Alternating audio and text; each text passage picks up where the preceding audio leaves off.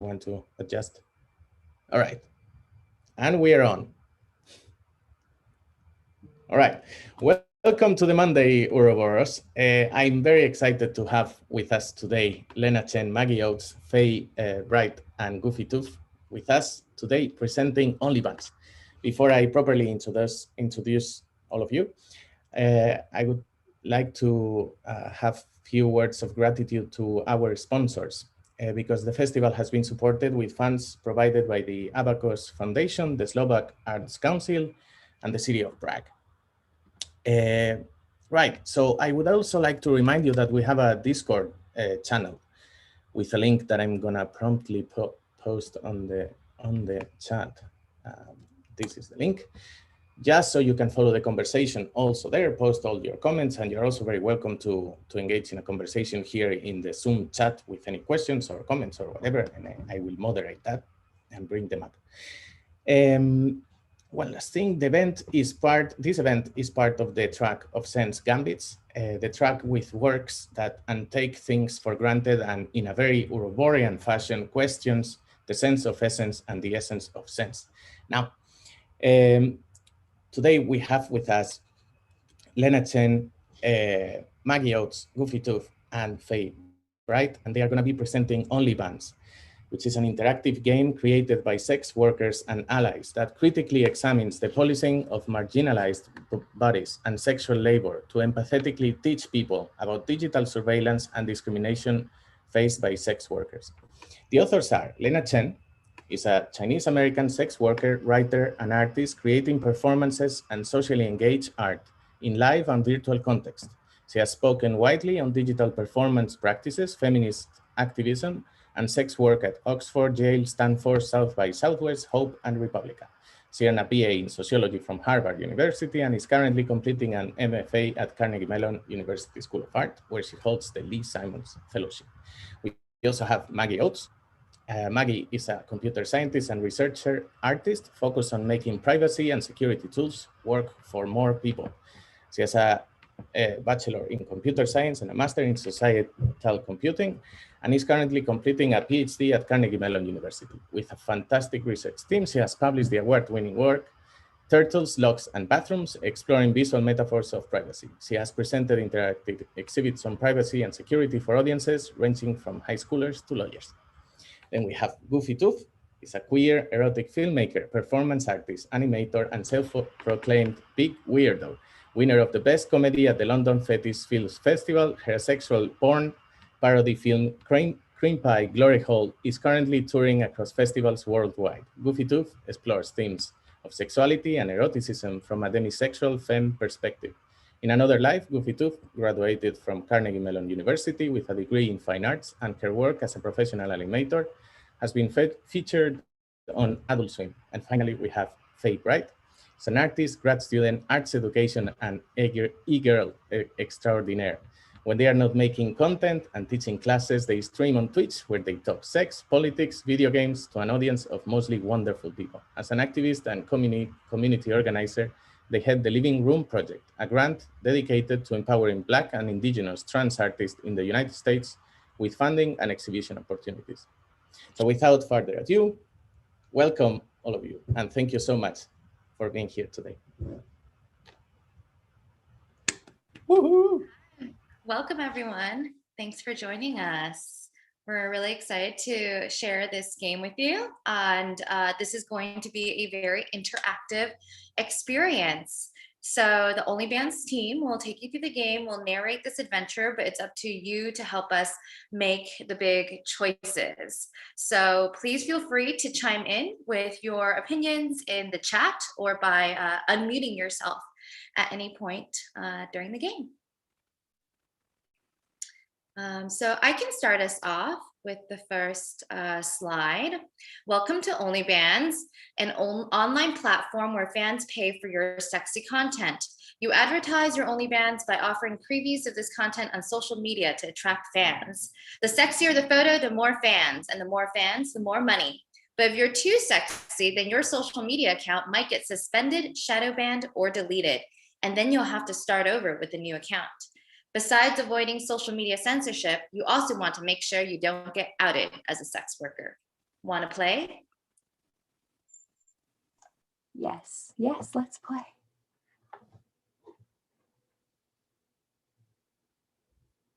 Oh, this is always a really difficult part, choosing a name. That's like very important, right? Because like, you know, you want your name to represent who you are. It's kind of like coming up with a logo, you know, you have to consider a lot of things. I don't know. Does anybody have any ideas?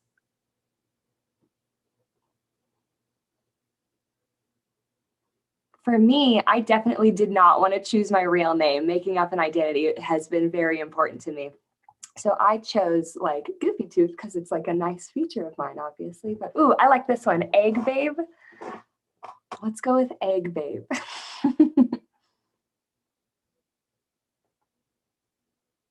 Looking good, Egg Babe.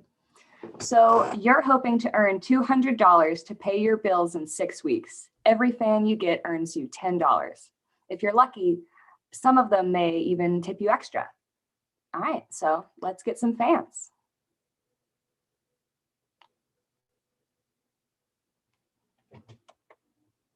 All right, so it's week 1. Looks like we have $0 in our pocket and we need to make 200 for the week. So we get out the selfie stick and start snapping away.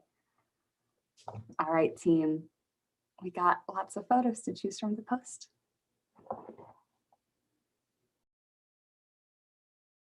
Maybe we can use a number system. Which photo do you guys think we should post? Yeah, we can do like 1, 2, 3, top row, 4, 5, 6, yeah, so on. Looks like 2 people chose the bottom left corner. Nice. All right, number 7 it is.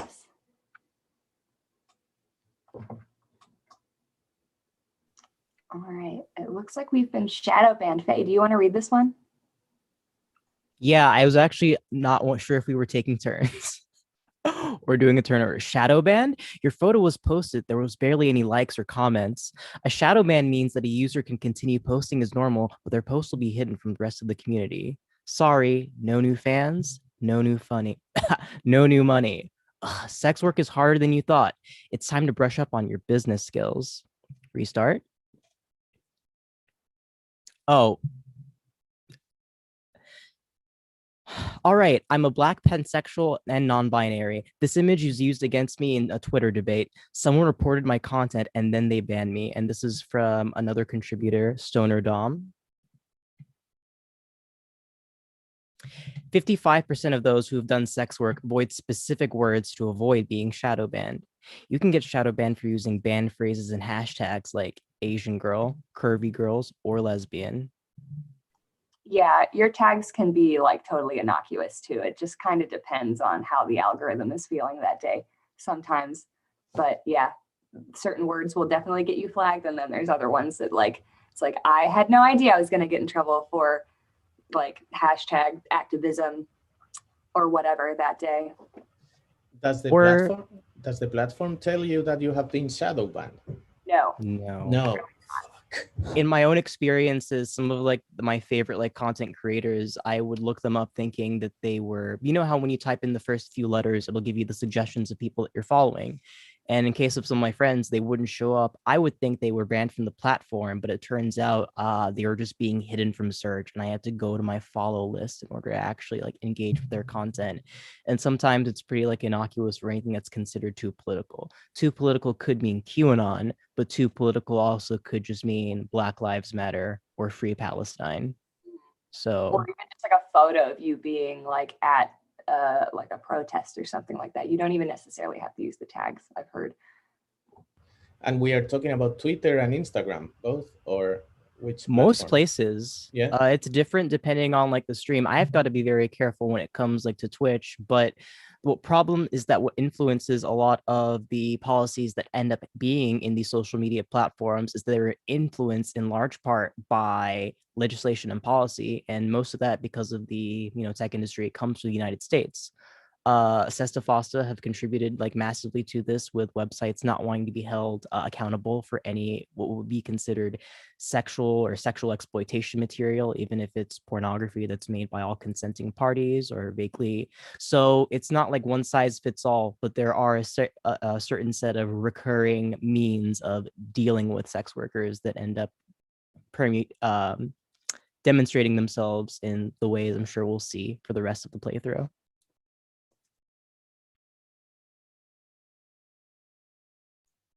Scrolling through your message history.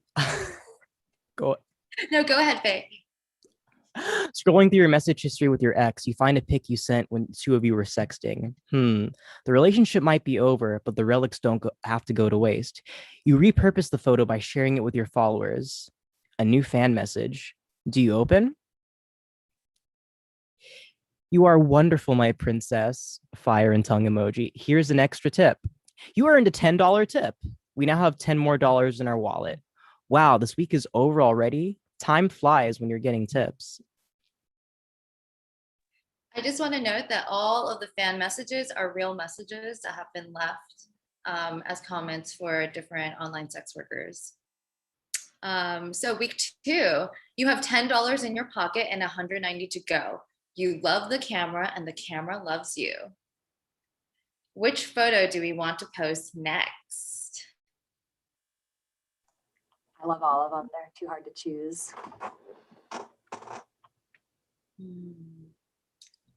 I'm seeing top left and also number 9. Oh, I'm seeing a lot of the corners. People seem to like these corner photos. Okay, top left. Yeah, number 1 came a few times. Let's go with top left. I'm actually going to take this one. Your photo got some attention and attracted 3 new fans. Yay, you're getting the hang of this. What else could you do to boost your fan count? Well, I don't know. You wake up with a headache, but you still need to make money. Instead of shooting something new, you post a photo you took last week. One of the perks of the job is that you don't have to argue with the boss for time off when you're feeling sick. You've got a new fan message. Do we open it? Gorgeous and sexy. I so want you, babe. Bunch of emojis. Here's an extra tip. You earned a $59 tip, and we now have $129 in our wallet. Wow, the week's already over. Time flies when you're getting tips. All right, it's week 3 and you have $129 in your pocket, 71 to go. Let's log in to post a new photo. Weird, the button to post photos is disabled. You check your notifications. Locked. We've temporarily limited some of your account features. In order to make sure OnlyBans is as safe as possible, you may be asked to confirm you're not a robot. Easy, right? For full access, please verify your phone number. Do we submit or skip verification? It doesn't look like we really have a choice. I would say let's get a fake phone number. Let's get a burner number and throw it in there. That's that's what I would do. Attach your real phone number to like a Google Voice phone number or something, or just use something that like it's not your real phone number. Just don't ever use your real phone number. That's my tip.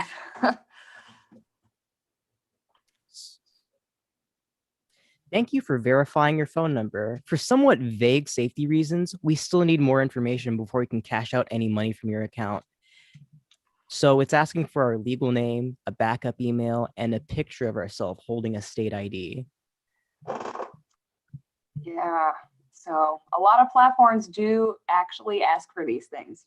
So for something like social media, like Twitter and Instagram, they're not going to do this to you. They're not going to verify you, especially if you're posting adult content on those platforms. They want you off the platforms, so they're not going to verify you. They're just going to kick you off the platform generally.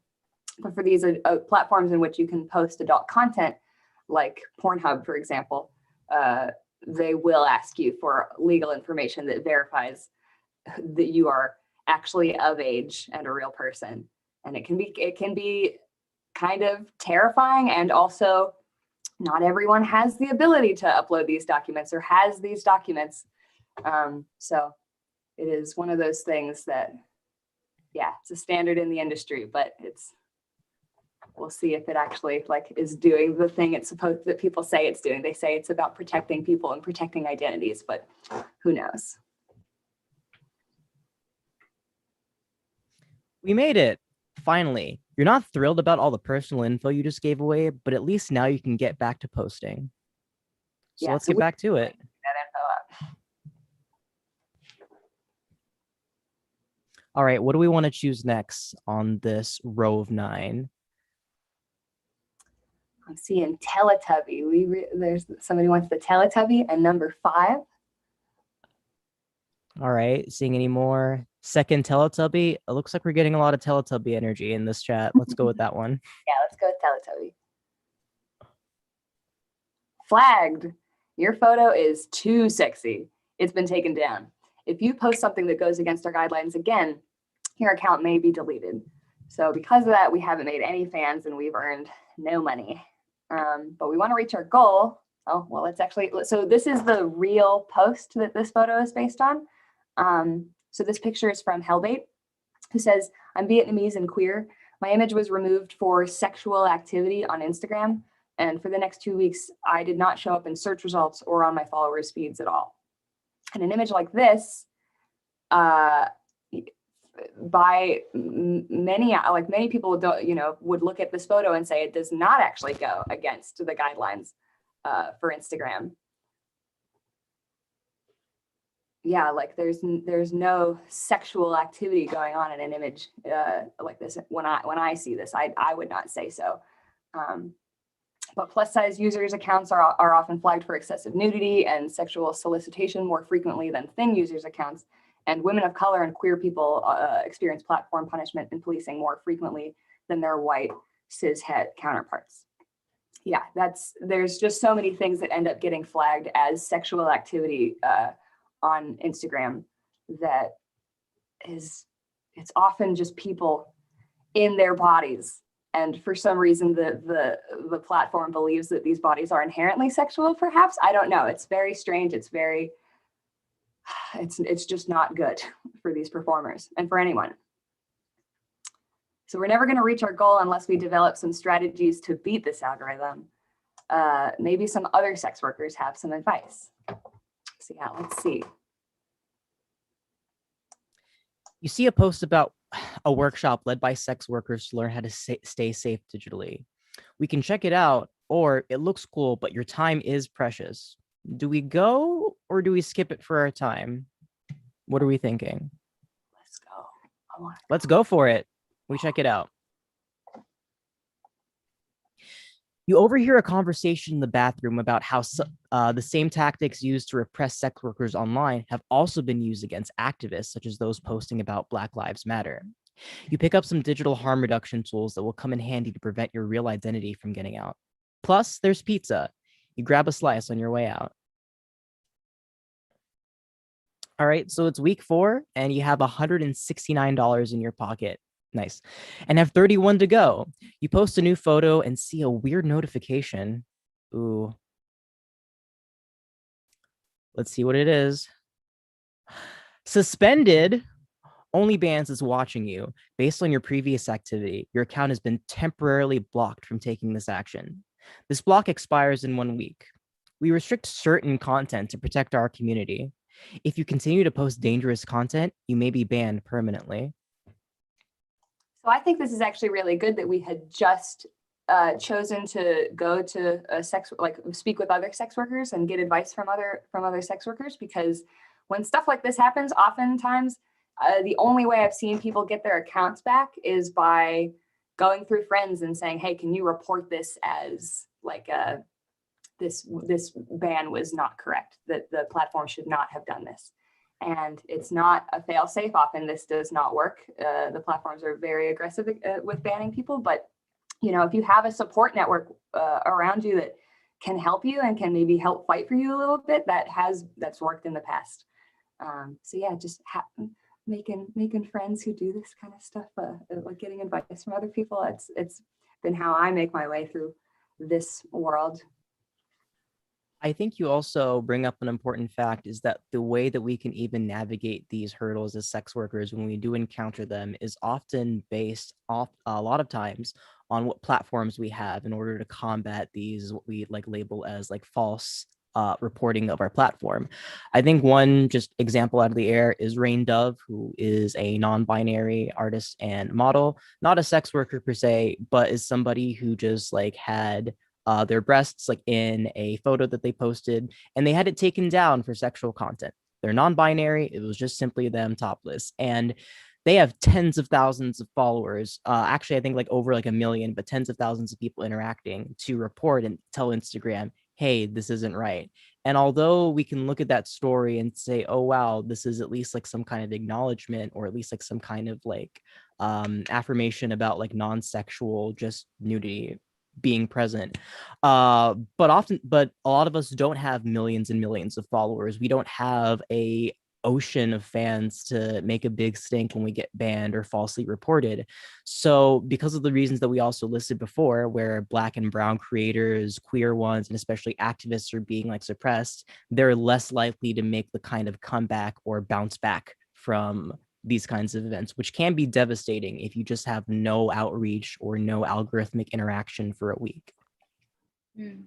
And a lot of people do take precautions, such as having backup accounts, having multiple Twitters, having multiple Instagram accounts, so that they still have a way to communicate with some of their followers if they get banned.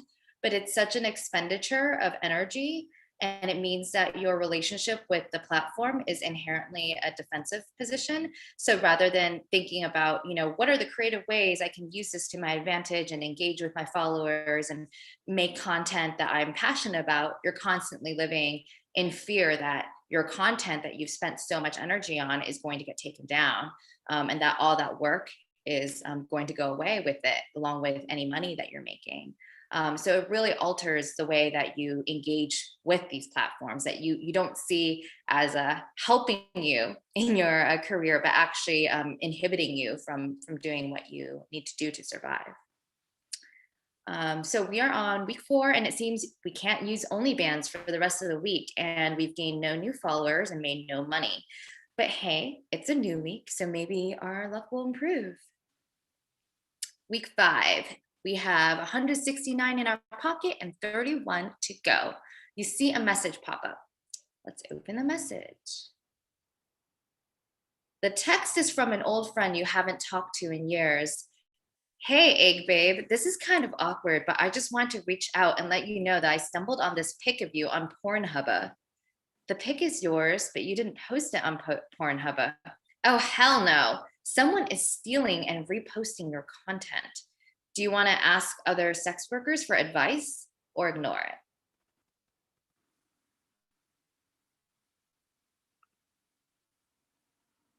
All right, everyone seems to want some advice, so let's go for that. Good. Okay, who wants to take this one? All right, so it turns out that 45% of sex workers have had their images or content used for a fake account, such as catfishing. And we're pissed that someone could be impersonating us and providing false information and even profiting from our content. They're going down. So we can try to report the content, it seems, or we can try to report the account. Let's see. You submit a request, but a few days later, the fake account is still up.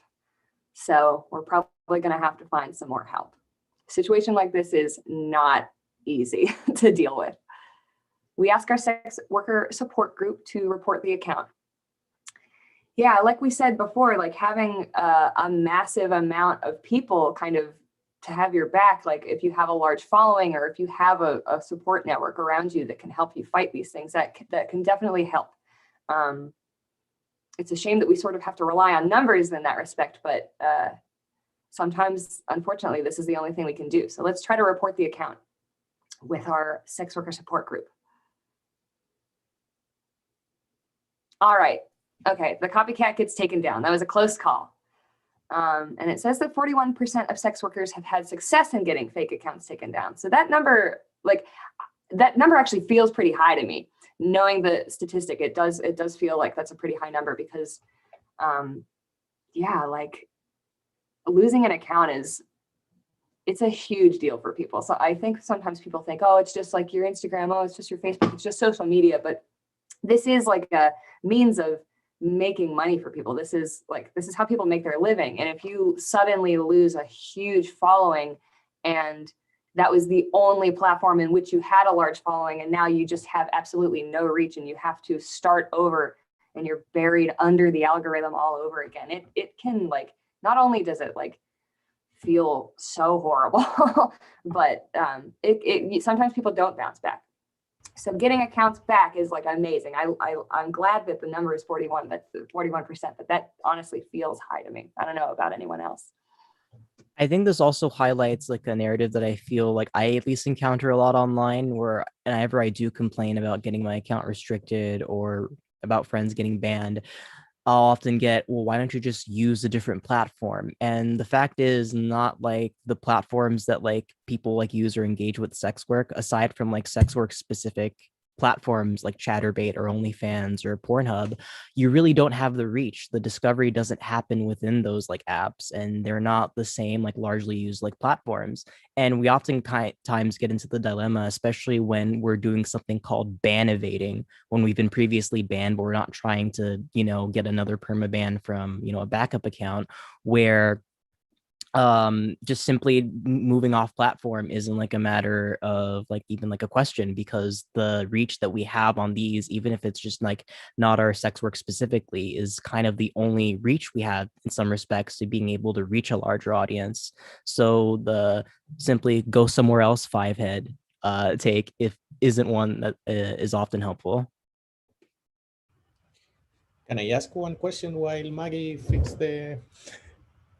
Yeah, is that okay? So these copycats, are they also algorithmic stuff? Like, is this like processes that run automatically, go gathering images around, and then, or is this actual, or is this other sex workers that complement their work with your images, or how does the copycat world works? It usually just gets ripped. There is like an algorithmic component wherein if there is a particular person or a group, they might scrape data and see who is particularly trending on Instagram or like another website. And this actually happened to a friend of mine recently when they asked me to report an account that was faking them. It was taking pictures of them from their Instagram, putting it on the fake Instagram and linking to content to sell, presenting it as though they are this person. What also gets this and conflates this like a little bit is that we get banned so often that if we see duplicates, we just might assume that our friend is making a backup or that something has happened to them. Usually it's not sex workers. I feel like often that we need to remember that not all sex workers necessarily are leftists or pro other sex workers. I think there's a big divide between industry and like, individual or survival sex work. But usually the perpetrators aren't other sex workers. It's like people simply looking to profit off of other people's content, redirect, share and steal content, and just take advantage of people and mislead and often steal payment information in like the process by using like sketchy fake websites.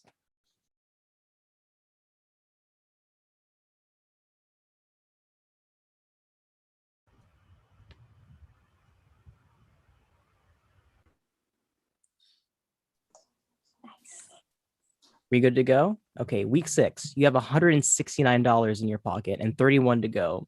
You get out the selfie stick and start snapping away. Boo, I broke it again. 1 second. This is the joy of presenting works in progress, everyone. No problem at all. Then we have a chance to ask questions. Yeah. So yeah, I mean, I think it's incredible how this economy of extraction, because I guess when your content, when your accounts get banned and your content is not really, is it deleted, or it suddenly becomes property of the platform that you have been using it there, right? Because what is the copyright status of all the work you're doing and the images you are making in terms of I mean, maybe one day you decide to leave a platform. You don't take the content with you, right? The content stays. So in a sense, or what is the? It depends on the TOS of the platform that you're talking about, keeping in mind these do change often. But if we at least want to point to Instagram, they do technically own the copyright to the images that you do post on them. And a lot of advertisements, you'll even see that they have taken other like popular pictures or artists and use them in their advertising. And they can do so without needing to ask for copyright or permission. A lot of platforms are like that, yes. Especially, I think Instagram as well. There was a big change December 20th in 2020 that severely affected the way people could present work, specifically using the swipe up feature, which is basically how we get a lot of people off platform. And it changed like the standard which you could do that, what was considered like implied nudity, which is like a weird like way of like even like saying that like there might be a tit behind that arm or that plant, that little tasteful nudity shoot you try to get. And they can keep that image even though they ban you for that. So it's kind of like a very dubious thing to look at in terms of we don't know the back end of these platforms and we don't know what's being stored. We know we can get our accounts back after they've been deleted. So in order for that to happen in the first place, there had to be an online backup. So it is a risk, but we also ended up like relinquishing that privacy because we don't have a lot of other options. A lot of the same stipulations do happen on OnlyFans and similar platforms. And I think that's why a lot of the verification processes are so concerning, because you essentially have your state or legal ID, very not incriminating, but very identifiable information being stored on a server of some company. Data breaches happen often because of the negligence of the platforms that are hosting the images, hosting the data. I think if you're an American, the TransUnion Equifax breach is one that comes to mind, where basically half of credit card owners, myself included, got their identities stolen. Yeah, it really is an issue.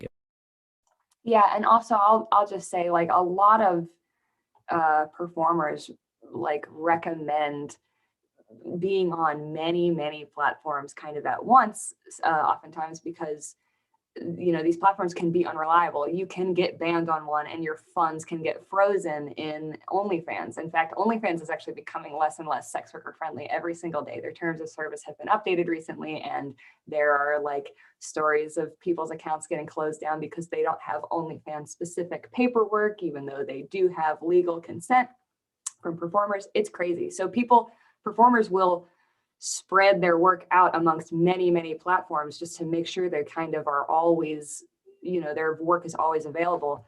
And that means you are verified on OnlyFans, you're verified on Pornhub, you're verified on ManyVids, your face and your legal info is attached to every single one of these websites. And, if a new OnlyFans type of website pops up, surely many people will jump on that one too. So there's kind of this paper trail that's left behind, and your work is on all these different servers and all these different websites. And it's a very messy, confusing thing. So yeah, questions of copyright, I don't even know how to answer something like that, because yeah, there's so many terms of services I would have to read. All right, but it looks like we're back, hopefully. So I'm just going to jump into week 6. We've got $169 in our pocket. Nice. And we have 31 to go. So let's take some thirst traps. Awesome. Looks like we're back.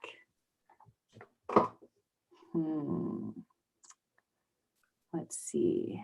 Let's look at the chat. I'm getting number 2. Yeah, number 2 is coming up a lot. Let's go with that one. Abs. Your photo got some attention and attracted 2 new fans. Woo! Yay, we're getting the hang of this. So what else can we do to boost our fan account? All right, so we got a DM from a sex worker that we follow who says, want to join our private sex worker group chat? There's tons of good tips for making money and keeping yourself safe. I think we all know the right answer to this. I think we should absolutely go.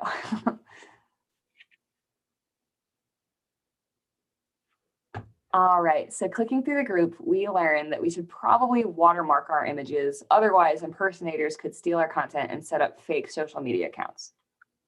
So that's another big thing.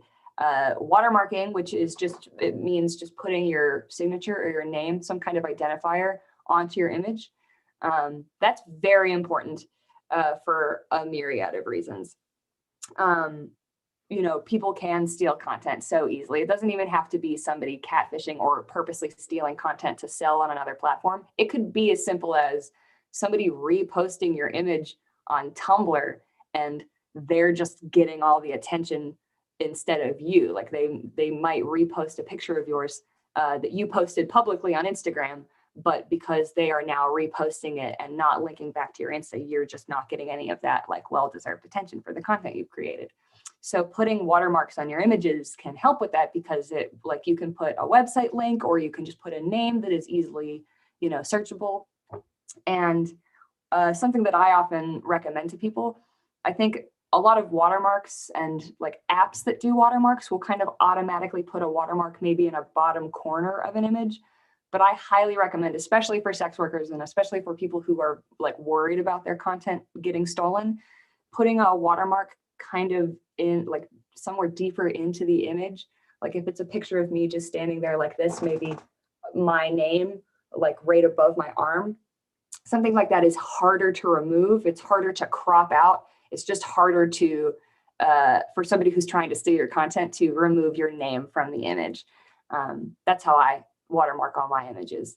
I don't think many people are looking at my work and stealing my work, but I'm doing it anyways because it's a good idea for, I think, any artist and any performer. All right, but we got 2 new fans, so let's continue to next week. Oh, looks like we're at the end of the line here, y'all. Time's up. $200 is due, so let's count what we've made. You have $189. Too bad you didn't reach your goal, but you did learn a lot about digital freedom and privacy. Most importantly, you made friends along the way and realized the power of community. Social media is obviously rigged against sex workers. You want to reach your dreams and ensure that the internet remains a free and sexy place. Luckily, sex workers have always been creative and entrepreneurial. If the platforms don't serve you, it's time to make your own. But you also want to give platforms a chance to change. Even though it's scary, you and your sex worker friends decide that sharing your story is the first step to educating the public and asking for accountability from tech companies who have the power to change these harmful policies. After all, these companies are made of real people who work there by day and want to and wank to your content by night. So how best to tell this story? Maybe you need to put them in your shoes. I think we should do that. What are we thinking? I mean, there's only one option. Thank you for playing OnlyBans.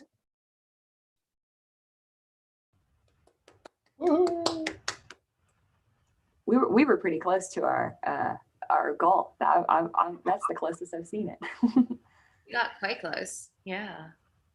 I will say I can't tell you how many times I've crashed my bank account after paying like a bunch of bills and then seeing like $7 left in my account, being like, wow, if I didn't hustle this like month, I would not have made like rent. And that's such a scary thing to come to grips with, like looking at those numbers intimidating you and like kind of like what's stacked against you in terms of like material goals that you need.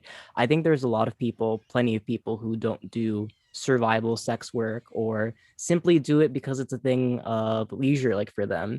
And I think that those are both like very important like perspectives, but I think acknowledging that there's like a disproportionate harm wrought on people who simply might do this for, like their own like pleasure versus somebody who might do that but also have bills to pay.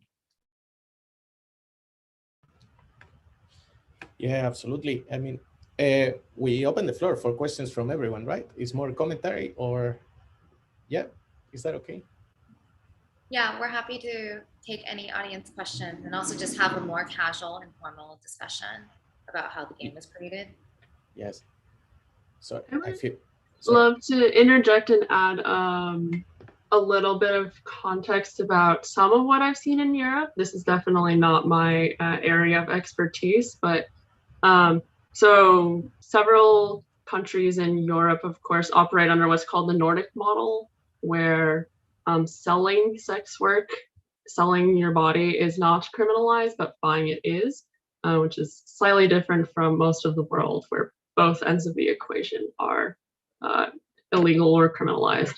So for an example of how this intersects with that type of law, I was reading an example from a Swedish sex worker who does full service sex work. So she like has sex in person with people, is that terminology. And she used like hotel.com or booking.com or something to book her hotel rooms to do her work, which was perfectly legal on her end. And actually, the police would constantly fake book her sessions to come to her hotel rooms, show up and be like, "Are you sure you're not being forced to do this?" And they would constantly do online bookings there. And eventually they got her banned and blocked from like hotel.com and like the places she used to make her reservations. So it's not just the social media, also like the impact that criminalization has on people's ability to like make their living is widespread across the board.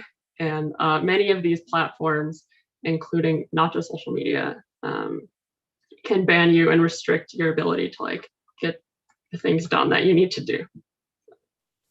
And sometimes it's more overt too. Before the stream started, I was talking about dropping my own payment info and how I had a friend who got banned from Venmo recently. They do pretty much above board in terms of the sex work, that at least front facing. You know, they do it through their photography and videography business, and had their business linked to their Venmo, and they literally wiped it off the face of the earth.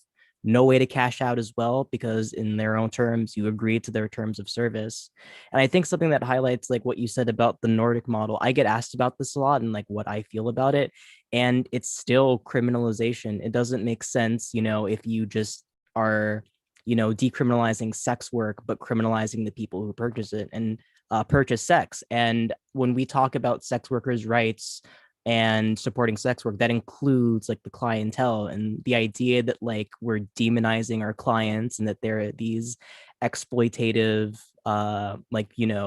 abusers, when oftentimes it's an agreement between like two or more people, just ends up kind of perpetuating some of the same issues, that we are victims and not autonomous people trying to just meet our needs and make a living.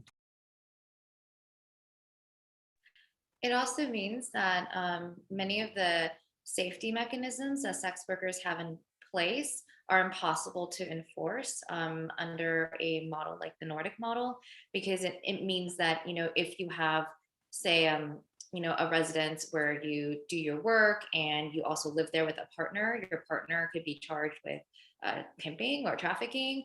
You might not be able to go to an appointment with a friend. And like, you know, sometimes you want to bring a friend along because that helps you feel safer around a new client.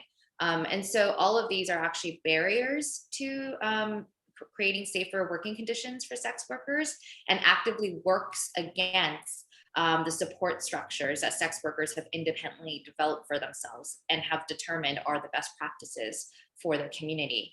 And what you see happening, you know, in real life with this type of criminalization, this type of legislation, there are online equivalents where the result is essentially preventing sex workers from having their own, like, you know, private Facebook groups, or having networks where they can talk to each other about, you know, these are good clients, these are creepy clients. These are the types of strategies that you can use in order to make sure that you're operating safer online, that your content doesn't get stolen.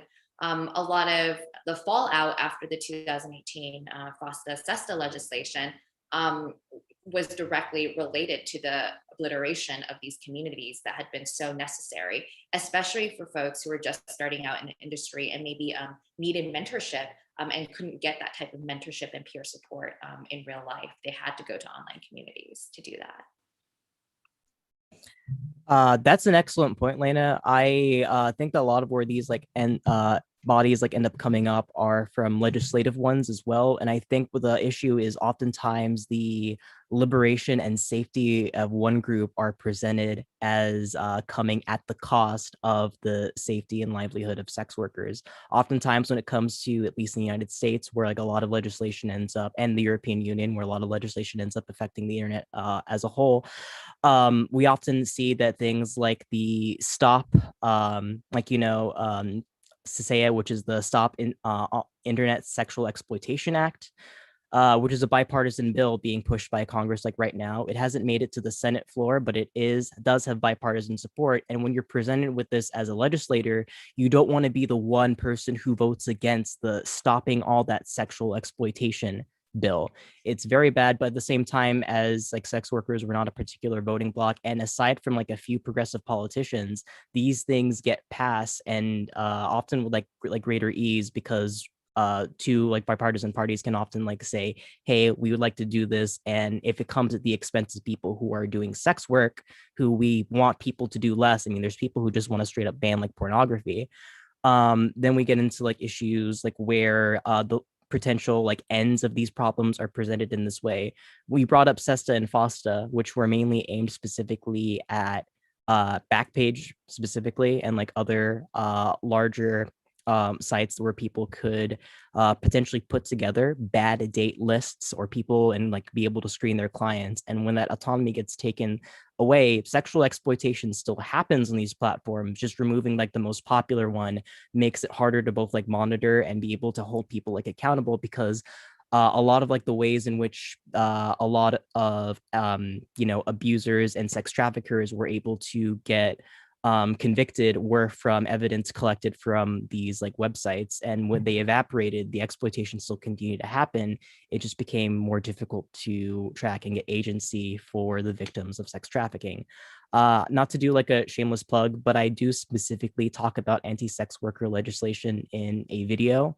I'm going to drop that in like Zoom, because there frankly is too much to talk about in such like a short amount of time like about this. But I think like not only I think about like online best practices and like how to survive in the systems, I think it's also important to understand what systems are contributing and what legislative bodies are essentially governing the way that you can present your body on the internet.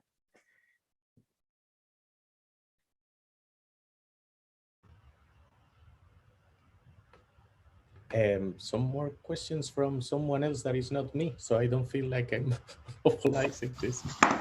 I have two questions. Yes, thank you, Ludovic. Welcome.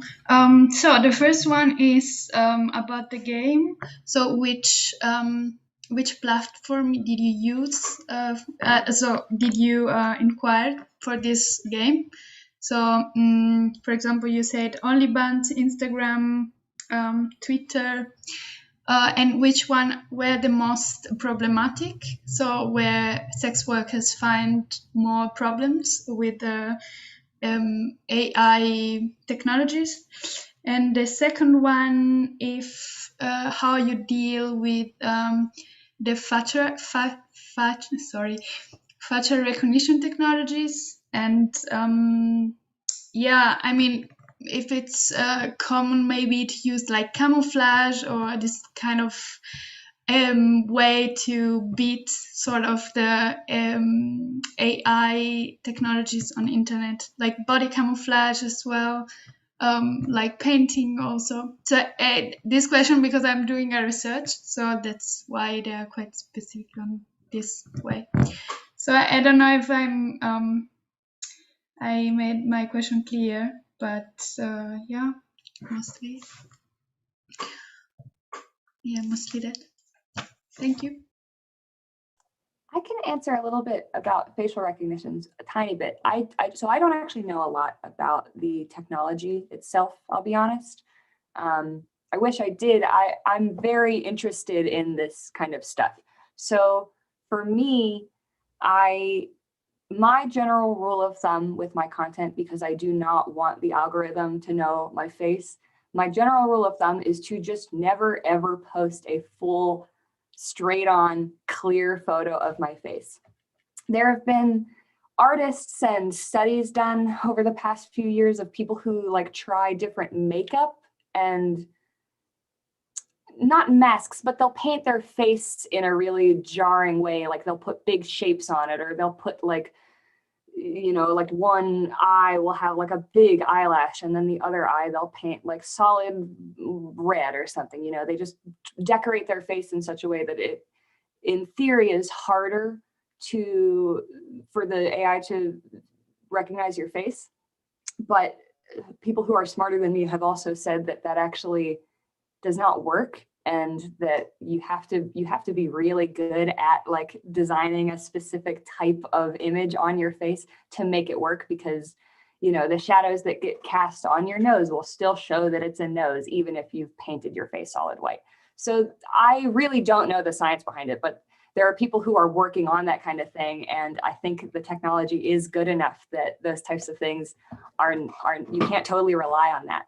So for me, yeah, just making sure that there is not like a bank of images out there in the world that is my face like straight on, hopefully will make it a lot harder for the algorithm to construct what my face actually looks like. So I'll show the bottom half of my face. Perhaps the algorithm knows what the bottom half of my face looks like by now, but yeah, usually I don't show the whole thing. So in theory, that will work against these algorithms, but there's still a lot of research to be done. I would love to hear what you know about this stuff.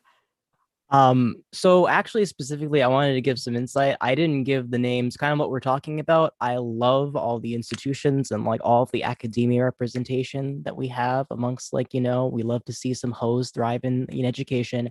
I did not list any of mine because I just don't want anybody to know where I go to school, I teach. I don't want people to show up at like, you know, any of like my classes, but facial recognition specifically, my undergraduate degree is in information and communication technology, where I studied specifically computer visualization, and it's technology that I use in my own work in my MFA program currently. And the thing is that facial recognition has a race problem.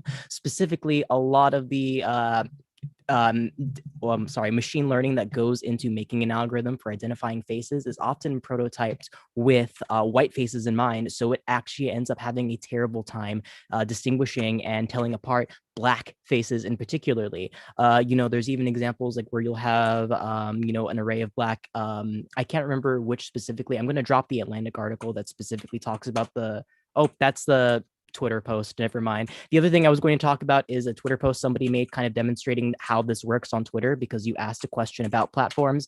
But basically, somebody did a project where they would take a look at a predominantly Black football team, and 70% or so, or like a big number of the players were listed as repeat offenders or criminals, when none of them were. Just their faces were compared and said to be similar. And this has been the reason why people have gotten you know, falsely had people come to their houses, say that like, you know, they've committed a crime. I think in Florida specifically is a place like where they had a almost Minority Report-esque like preemptive like initiative to literally check on and harass people who have been suspected of crimes. Turns out those people just look vaguely Black.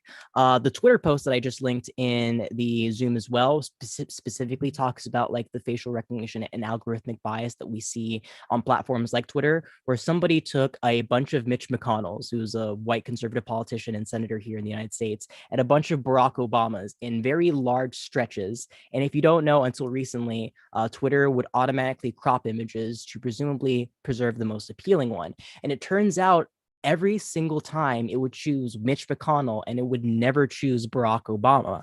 And that kind of like shows into like what is the most beautiful, what is the most appealing. And it turns out what is the most appealing is often informed by a lot of data and like a lot of like media that seems to center, you know, white or like fair skinned like people. So oftentimes, like, you know, you see like a lot of disparity. It's not that like Black or brown creators are less beautiful or less entrepreneurial. They're being, you know, shuffled to like the back of the algorithm. And I think, at least when we're on like the subject of Twitter, like as well, I think that it gets the reputation as being the one last bastion of a popular platform. And technically Twitter does allow you to post sexual content, like just like post smut. It will still shadow ban you. And I think if anything, they've gotten more severe and like more intense with being able to recognize what is and isn't nudity. And one thing that's particularly difficult is basically at this point, it's more of a matter of how much skin like do you show. I have something like where like my genitals are exposed, but I'm wearing like a lot of clothes, and that will be fine. But like just a post like where I'm showing like a lot of skin, and automatically it'll show it and mark it as sensitive media. So it's kind of a black box. We don't see explicitly what's going on, but sometimes some independent contractors or some people who are just literally experimenting with like the cropping will see of like images on Twitter, can kind of like deduce like what decision processes are being made. And of course, like, you know, it just depends. I'm a very public person with regards to at least like my face and like some of like the work and advocacy that I do. But a lot of us, especially if we do want to work in education and like, especially if we want to have a position in politics, need to keep that separate. And what's worse is that if you are Black and brown, you are more likely to be, even if you didn't do sex work, if somebody wanted to use like Clearview AI or whatever Palantir was using like before and say, hey, this you, and you can say that's not me. But in courtroom settings, like oftentimes like that bias then comes to a human and not algorithmic level, and they'll say, well, this person's Black and has a mouth, and you're Black and have a mouth. You may have tattoos that this person doesn't have, but like that's a naked body, and this AI told me it was you, so I'm going to serve you a fine. Sorry, this is just like such like a loaded like topic, but like very important to like go. Maggie, were you gonna say something? Oh, I was gonna talk about more facial recognition stuff, but I'm happy to wait till you. No, I said all the important stuff Okay. or talked about my research. Yeah, man, facial recognition.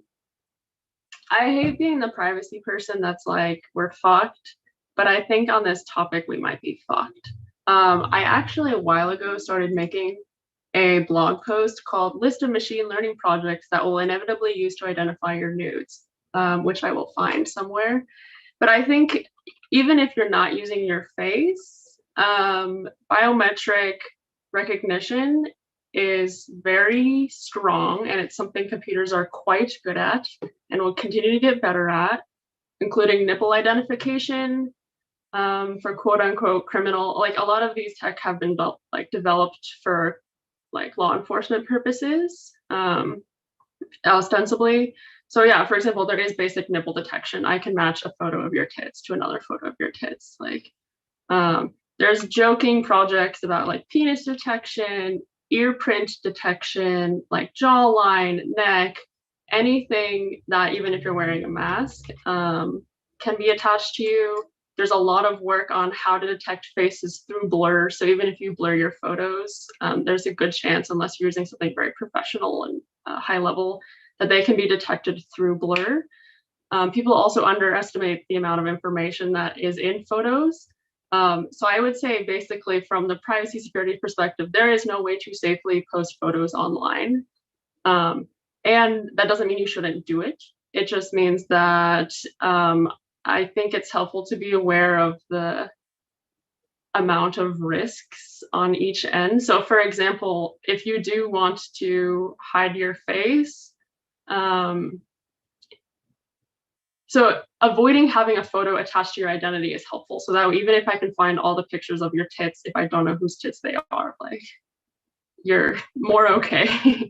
That kind of thing is more useful. It's very, very, very difficult to use makeup, face, masks, etc. to get around facial recognition, because also there's 10,000 different algorithms. They all work slightly differently, and they will improve over time. And with enough resistance, they will just be retrained on people with masks, which is, I mean, something they already do. I like went to a demo at a very scary United States federal lab about like facial recognition through like ski masks that they were using on like terrorist databases and things like that. So I think on this front it's very difficult, and I don't have a lot of like advice to offer because I don't think there's like worth giving people a false sense of security on this front. But it's worth knowing what you're afraid of. If you're afraid of your nation state, then I would be much more cautious. If you're afraid of like an ex who doesn't know how to use the computer, then you're probably going to be more okay. And if, yeah, taking stock of what your risks are, I think is the most important thing for a person. Yeah, I shared like an artist's work in the chat. It's called CV Dazzle. It's computer vision dazzle camouflage for your face. This is explicitly the project I was referring to when I said I've heard it, just it really does not work. It's beautiful. It's very interesting. It's like a cool idea about throwing off these recognition softwares. But if you look at the photos, I mean, it's rather easy for a human to identify the people in this makeup. So yeah, this sort of stuff is like, it's definitely not, it does not work as the way we would hope it would.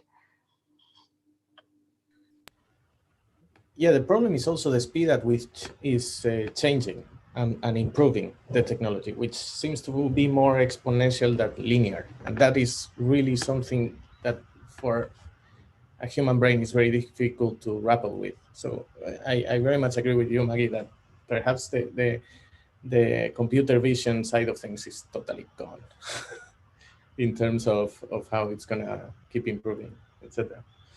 But we are already a little bit over time. I don't know if we should, someone else has more questions. Wait, can I add one small thing? The Yes, one other please. thing I wanted to add is deep fakes in terms of like technology improving and also being more easily usable by just regular, not necessarily technologically literate people. I'm just going to drop off a BBC article about a woman who used deep fakes of her high school like daughter's cheerleading team and made deep fakes of them to blackmail them, which is just like one terrible, but the fact that it was so easily you know, navigable by somebody who we wouldn't presumably be like, you know, a master of facial recognition technology also highlights something. Also, the movie Cam is a very dystopian, like very unsettling, good movie that honestly is becoming more and more likely with each passing day and kind of terrifying. I won't give it away, but you should definitely watch it. Yes, thank you. Thank you very Cam much. was also actually directed by a sex worker, which is very exciting. So yeah, highly recommend that film.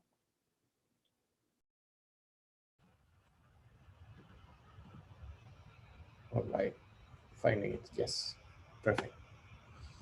Thank you very much for answering. Really cool. Yes. Yeah, I kind of feel reluctant to let you all go before we can talk even for longer. But I think we need to keep going also, Marqueta, for the rest of for the other events of the Uroboros. I think we need to get there. But yes, thank you so very much. It was fantastic. It was super nice to have this experience to get through the website together with you. It was super playful, very insightful. I learned a lot.